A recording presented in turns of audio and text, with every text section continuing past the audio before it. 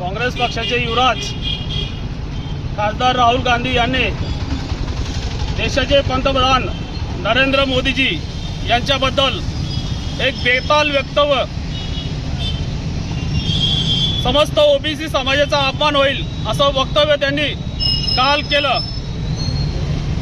त्यांच्या वक्तव्यात असं होतं की मोदीजी जन्माला जरी ओबीसीत आले असतील, ओबीसी समाजात असतील, तरी ते ओबीसी नाहीत असं बेताल वक्तव्य या राहुल गांधीने केलेलं आहे। या वक्तव्याने समस्त तेली समाजाचा, समस्त ओबीसी समाजाचा त्याने अपमान केलेला आहे। ओबीसी समाजाला, काही घटकांना, प्रमुख घटकांना ओबीसी समाजातून वगळण्याचा एक षडयंत्र राहुल गांधी आणि त्यांचा काँग्रेस पक्ष वारंवार करत असतो। ओबीसी समाजातील प्रमुख घटक हे आरक्षणापासून दूर जावेत, त्यांना आरक्षण मिळू नयेत व काही वेगळ्या घटकांना ओबीसी समाजात सामील करावं असं मोठं षडयंत्र वारंवार काँग्रेस पक्ष आणि राहुल गांधी ही भूमिका घेत असतं। त्याचा तीव्र निषेध आज भारतीय जनता पार्टी नंदुरबारच्या वतीने, युवा मोर्चाच्या वतीने आम्ही आज करत आहे।